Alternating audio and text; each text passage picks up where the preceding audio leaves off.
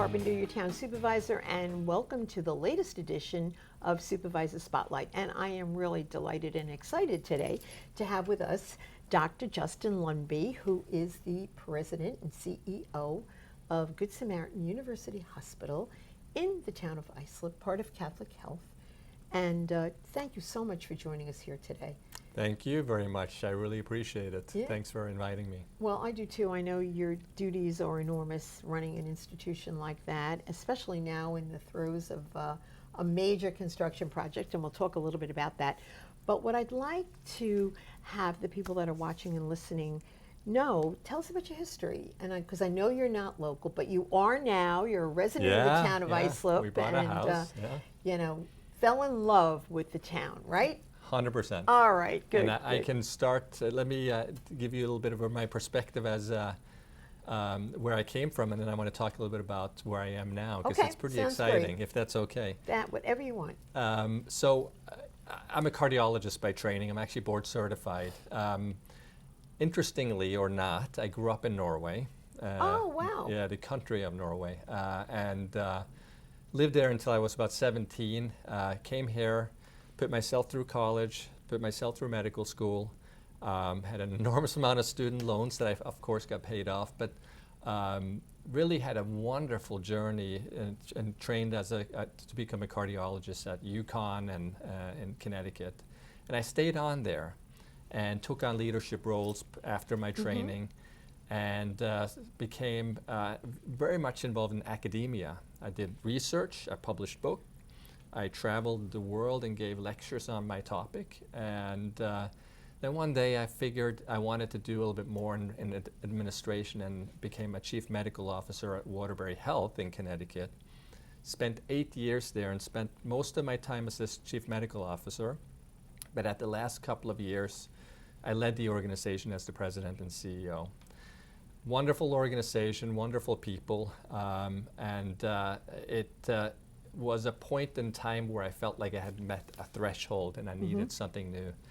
And I had the pleasure of meeting Dr. O'Shaughnessy, who convinced me to come to Good Samaritan, and it was a delightful journey. I spent the first several months here living right next to the hospital, and I still live there, by the way, but learned the community, learned about the people, learned about the people that work in the hospital, and what a fabulous place. My wife and I, in fact, just went to the farmer's market this past weekend in West Islip and got to enjoy that. And my favorite thing to do, if you're interested in that, is to ride my bicycle on Ocean Parkway on that. Oh, isn't that great? That bike path is there a number of years now, but it was quite challenging and innovative when it was first proposed. People were concerned about it, but it is incredible. It's a gem. It really is. Now the wind when you come biking back from Jones Beach is a little bit of a challenge, but I love it. It's beautiful. I can't stop talking about it. Yeah. We live in a special place. It always amazes me when you hear about people moving away. But there's nothing better than, first of all, New York I think is great, but Long Island certainly, and certainly the town of Islip with all we have to offer. You know, our entire southern border is on the water, either the ocean or the bay. And, you know, we have an airport, so as a town resident, you can get your parking pass and fly almost anywhere out of the airport. Not all direct, but we're working on that. But I think, you know, listening to you, and I kind of picked up the accent. I never did before.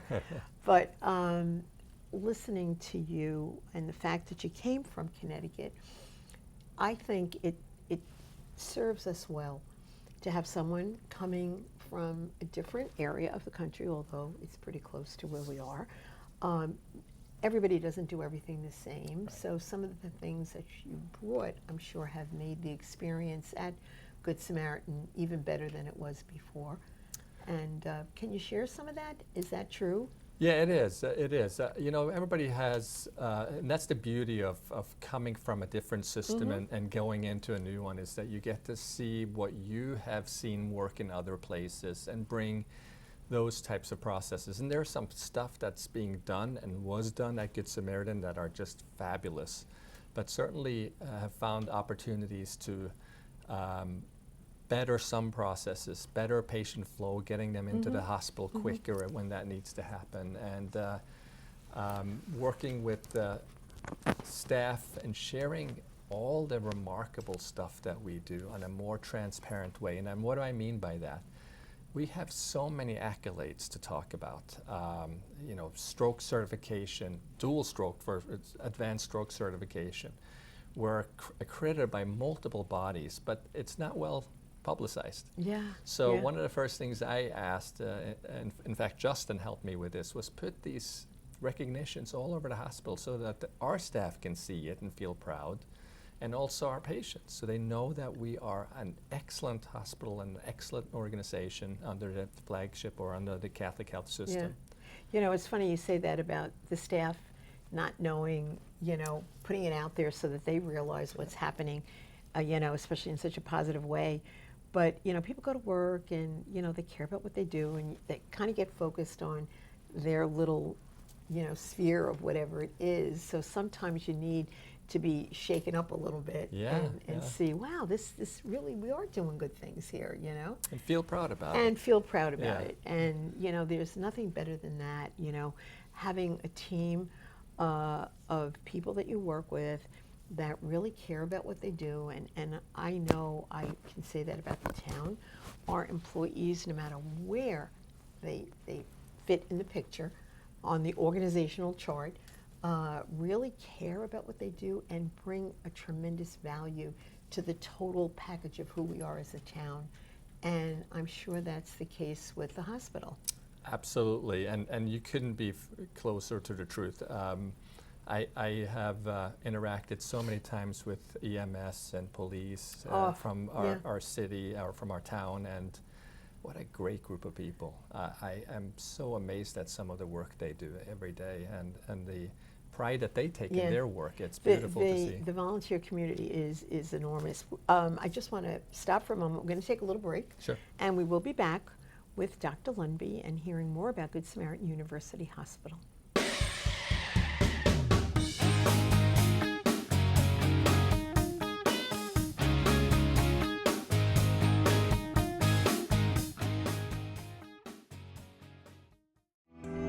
You're watching ITV, Channel 18, Islip Television.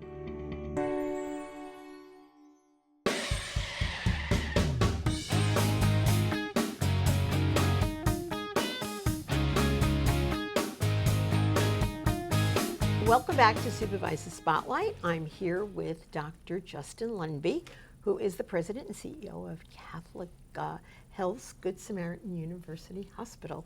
We were talking a little bit about, you know, the pride that employees have in their work, and it really, really shows. And, you know, there's healthcare, you know, is an incredible field. And, you know, we in the town of Islip, I say this all the time, with all due respect to Good Samaritan, we are so blessed that we have two incredible healthcare institutions in our town. Yeah. Both, you know, Good Samaritan University Hospital with Catholic Health and South Shore University Hospital in the Northwell system. And I know that you guys collaborate a lot, and that's a good thing, but there isn't enough, you know. Yeah. So to think about competition, you know, there's such a need for healthcare and good healthcare. But at Catholic Health and Good Samaritan, I know personally, my husband has had a couple of visits there pretty recently. I have never seen the level of caring that I see there, you know. And I don't know if it's something new, but from the person who is housekeeping and coming into the room, hi, I'm Susie, I'm here to clean the room. Is that okay if I come in now? And that interaction, you know, whether it's, you know, the receptionist or, you know, an aide or a nurse or the doctors walking by, it's not a matter of head down and not making that eye contact. Yeah. It's almost like everyone goes out of their way, you know, to make that eye contact and make you feel welcome. Yeah, no, it's the first thing I noticed when I started. I was, you know, one of the things you want to do is get out there and meet the folks and meet the employees, and walking the hallways, going up to different units. everybody looks you in the eyes, everybody smiles, everybody greets you. The culture is there. It's absolutely wonderful. So I'm so proud to hear you say that there is that sense, even from your perspective, and that's terrific. It is a truly a unique place, and they do care. Every staff member work really hard to make sure that they deliver the best care for our patients. And to your point, even the folks that are taking care of the floors, cleaning them, or the cafeteria, everybody's really engaged. And it's important because unlike going to the supermarket or whatever environment you're in as a consumer, when you're there for health care, more times than not, people are feeling very vulnerable. Yeah. Whether they're really sick or they're going for a test and they're anxious and they're not knowing what the outcome is going to be, they're vulnerable. Yeah. And to have that kind of empathy and caring is really so important. Yeah. No, I can agree with you more. It is a time when people are scared, vulnerable, unsure of what's going to happen, and maybe they've just been given some really distressing news. And it's good to know and to have a person that, even if they're mopping the floor or even if they're bringing up a tray to you, there's a sense of caring, and that's really what we try to aim for. So. And it's funny that you should say that about bringing the tray, because recently, as I said, when my husband was there, it was someone putting down the tray and have a nice day, and it was really sweet. That's great. It was really sweet. So you made reference to it earlier about the various specialties there, and we sometimes forget about that. I do know that the Brain and Aneurysm Center there, heading by Dr. Beckelis, is absolutely extraordinary, incredible. But the Heart Center, your partnership with St. Francis and the level of excellence that permeates everything that you do there. Yeah, I'm, again, I've been there for 6 months, and I've been able to see our expertise, not just on the physician side, nursing side. We're a magnet organization. Only 10% of the country is a magnet nursing of excellence organization. We have that. And it's very... No, wait a minute. I think we should repeat that. I mean, that's incredible when you think about the size of the country. Yes. And the number of facilities that there are, that only 10% receive that level recognition. Of recognition and accreditation and so forth. And that is a rigorous process to achieve. It has to do with continuous learning, continuous education for our nurses, and driving the care to an extraordinary level, and they do it so well. So that's nursing. But can I just interrupt for a moment? In addition to all of those medical criteria that have to be met, if I remember correctly, there's a community component, because I know that someone reached out to me from that organization and questioned me about how the institution, how Good Samaritan Hospital functions as a community member. Yeah. And there are those boxes that have to be checked off too to reach that status. Yes, absolutely. There is community engagement, activities, and health programs that they have to bring out to the community. And as you know, when we talked a little bit about this, we also have this Community Engagement Council now, which also supports the overall vision of the Magnet Institution, of having folks in the community actually be a part of helping us make sure that we deliver the highest level of clinical care, but also personalized care for the patients, so that they feel that they're being well taken care of. Well, you're bringing that perspective of the consumer, and as much as someone who's running, the hospital, and all of the people that are working there are just really addressing their tasks and doing what they're supposed to do. Sometimes you need someone from the outside to say, how come this is here and not there, Yes. So that is really helpful that you've done that. That's great. Yeah, no, this is led by our Chief Nursing Officer, Sue Knopfler, who takes and leads that. It's been incredibly interesting to see. We've even taken the whole committee on a tour through our new patient care pavilion, as I'm sure you've seen many times, right? And show them what we are doing there so that they can get a perspective. They've been down in our emergency room to see how patients don't wait in the waiting area, but we pull them in right away, so they get a perspective on that. And they say, to exactly your point, why is that there and not over here? So this is how we get better. We have to continue to get better. That's my pet peeve. If we're not continuously improving, we're failing. Yeah, that's true. It's really true. And, you know, it's so funny when I, ran my business, I can remember periodically coming in the customer entrance and not the employee entrance, because it gives you a whole different perspective.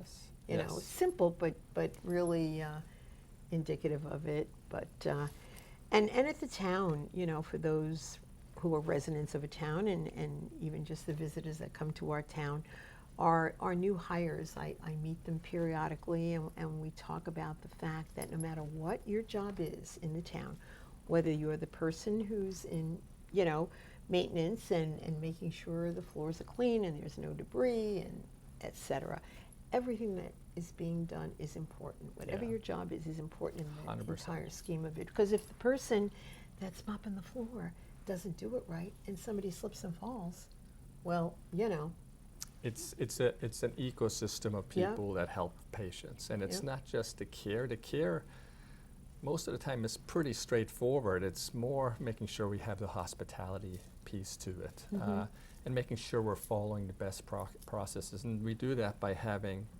all of these regulatory bodies. Like I said earlier, we're a trauma level 1, which is the highest level you can receive for adult trauma, or pediatric level 2.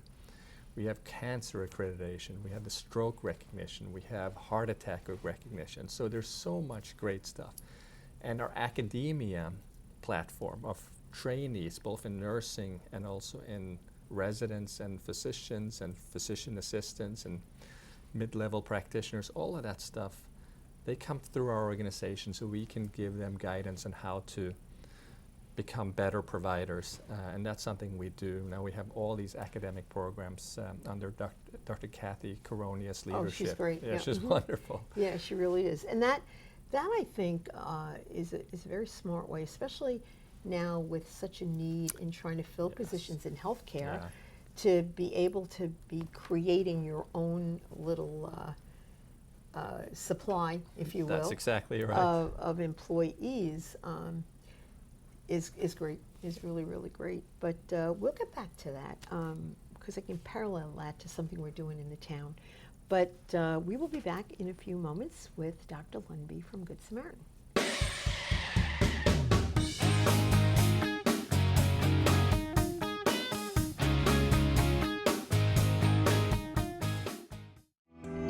You're watching ITV, Channel 18, Islip Television.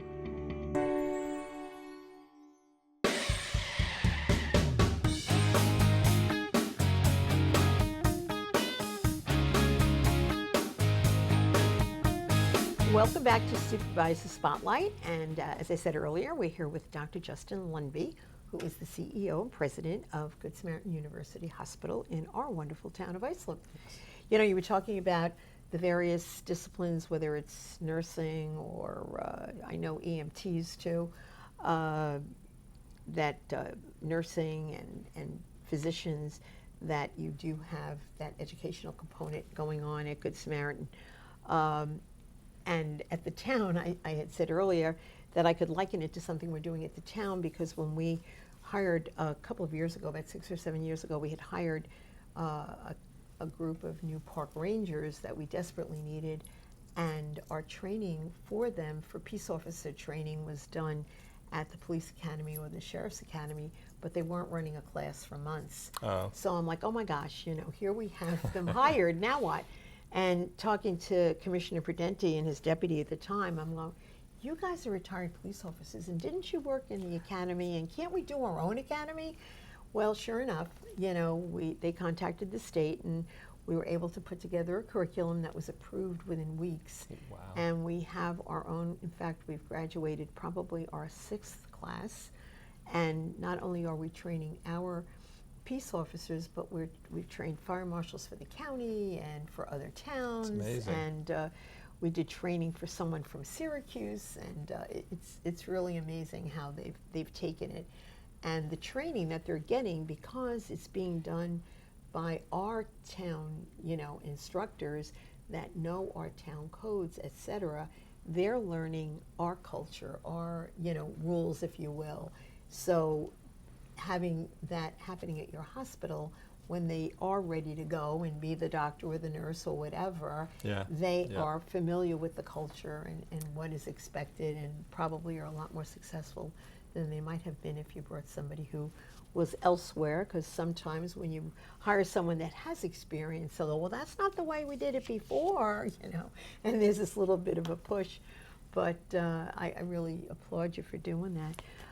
We made reference a little bit to community, and I know that the hospital, as is South Shore too, really always there for the community, and that is so very important. I know health fairs, and Good Sam was at our Brentwood Senior Center doing flu shots last week, and I remember speaking to Justin, saying it was like Black Friday. So many of the seniors came out to get their flu shots. He said, you can't believe how busy it was. But that's great. That's, we need people to get their flu shots and COVID shots and whatever, they can, to arm themselves and not wind up in the hospital as a patient. Yeah, no, I couldn't agree with you more. Yeah, we have so many programs that we do, anything from flu shot clinic to educational programs. We had a heart and wellness program, over 200 attendees, where we just talk about heart disease and what we can do and what they should do to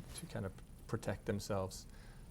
We do a lot of stuff with kids, as you know. In fact, we have our We Care program, where we take young St. John's students, and they go through a one-year rotation with us and learn by different disciplines within the organization. Again, another accolade, I think, because it's so unique and it's so well organized by our lead, Brittany, who does it, and it's gives the kids a chance to see what we do in healthcare. And many of them walk away saying, hadn't thought about it as a career, but might. Yes, and it's remarkable. But yes, we do a lot of stuff for the community, and that's what we're here for. That's part of our responsibility, civic responsibility as a healthcare organization, is to interact with the community all the time.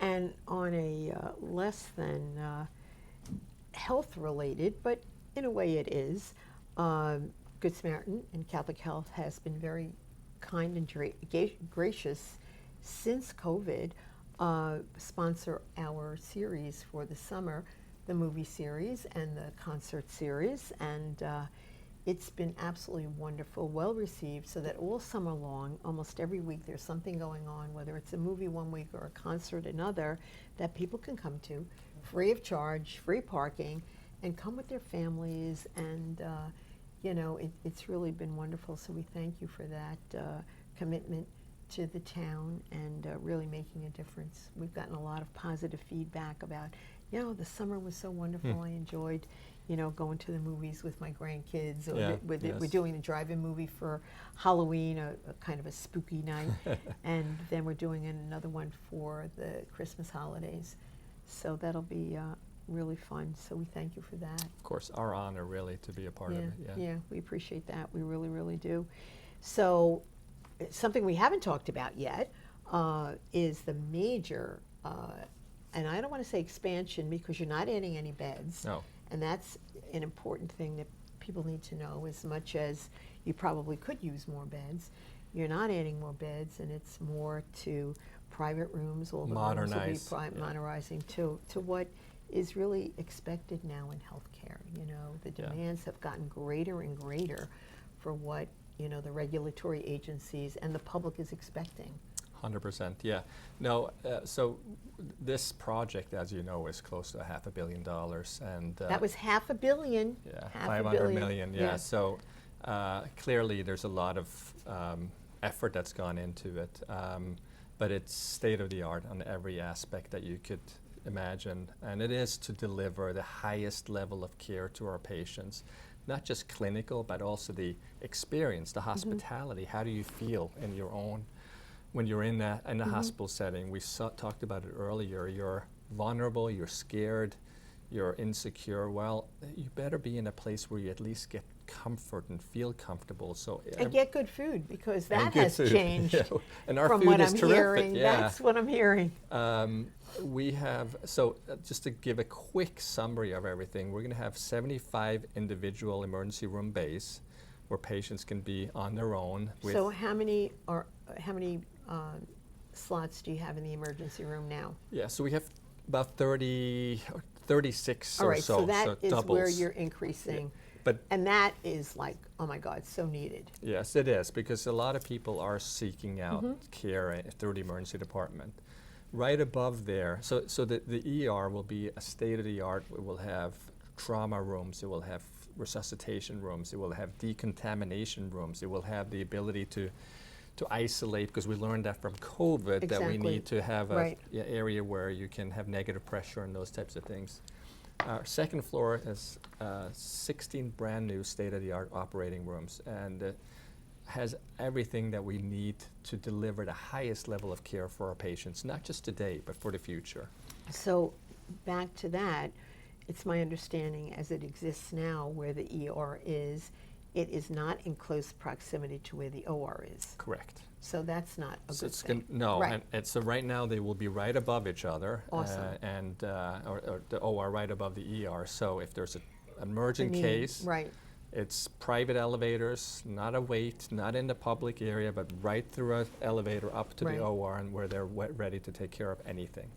And I mean anything. We have very sophisticated surgeons that can do anything that we need to. You know, when I said, what you're embarking upon, this $500 million project, it's kind of what the regulatory agencies are expecting, what the public is expecting. But I would also imagine that the staff, the physicians, when you're trying to recruit physicians, if it's not a state-of-the-art facility, it's going to be a little bit more difficult to Yes. recruit the highest level of a professional that you really want for your institution. You're 100% right. In fact, as Dr. O'Shaughnessy has many times said, we're sort of flying a plane, but we're also building it in flight, because we have this beautiful new building that's really going to change how we do healthcare, both from a clinical perspective, but also the experience. And yes, it's hard to draw in the right talent when they don't feel like it's the latest and greatest, albeit what was there and what is there is still delivering great healthcare. Absolutely, it is. It's just now you're going to have a shiny building that people are going to get drawn to. And Well, technology has changed, so yes, what may have been state of the art 10 years ago, has changed. Yeah. isn't now. It's Yeah. it's just going so much faster. So Yes. you really were ahead of the curve in making the decision, because obviously it doesn't happen overnight. When the decision is made to invest that kind of money, you have to be, ready to go. Yes, and they've done I say they because they did a lot of stuff before I came Yeah. here, so I But can't. you're carrying the ball. And guess what? We're almost out of time. I can't believe it. There's still so much we could be talking about. Well, that means I have to come back, You right? have to come back. In fact, we chatted earlier. I think next time we'll go and film at the hospital. I would love so that. we can see a little bit about what's happening, and as we talk about it, we can see it. So really, Dr. Lundbye, I can't thank you enough for Thank coming you. in. I really, really appreciate it. And thank you for making the decision to relocate to Good Samaritan, but more importantly to the town of Islip. And I hope you enjoy, you and your family, many, many years of happiness and memory making in our wonderful town. Oh, I love it. Thank you so much. Oh, Thanks for you. having me. And thank you for being with us today on Supervisor Spotlight.